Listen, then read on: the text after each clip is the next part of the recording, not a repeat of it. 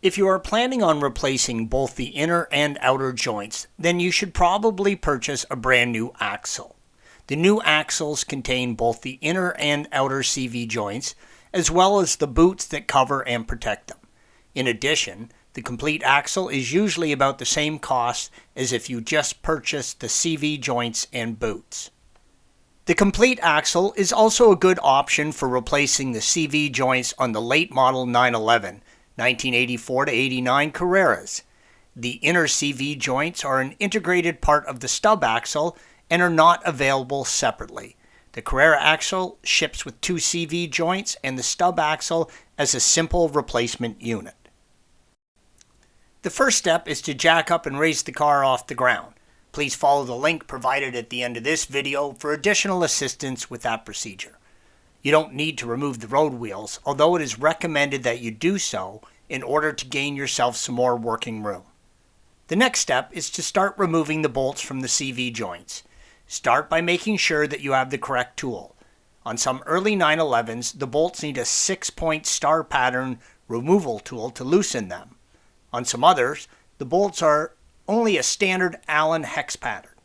Either way, you must have the correct tool for the removal, or you might strip out the CV bolts. If you do strip out the bolts, the only way to remove the bolt is to grind them off, which is not a fun task. In order to gain access to the CV bolts, rotate the wheel of the car until you can clearly see and get your socket wrench on the bolts. Then pull the emergency brake and place the transmission into first gear. This will allow you to loosen the bolts without having the axle spin. When you have removed all the bolts that you can from this angle, release the brake, take the car out of gear, and rotate the wheel until you can reach the next set of bolts. If you are planning on removing the whole axle by removing the inner and outer joints, then work on the bolts on both the inner and outer joints at the same time. I do not recommend trying to replace a single CV joint on the axle while it is in the car. It's a very messy job, and it is just easier to remove the axle and do it on your bench.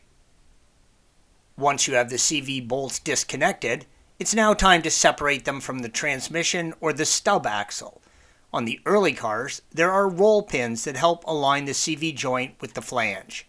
Using a small screwdriver, poke into the CV joint seal that is located between the CV joint and the transmission.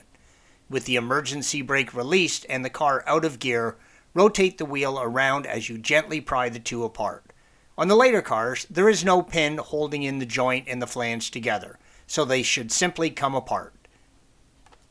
Installation is the reverse of removal. Thanks for watching. Be sure to subscribe to our channel and check out another video in this series.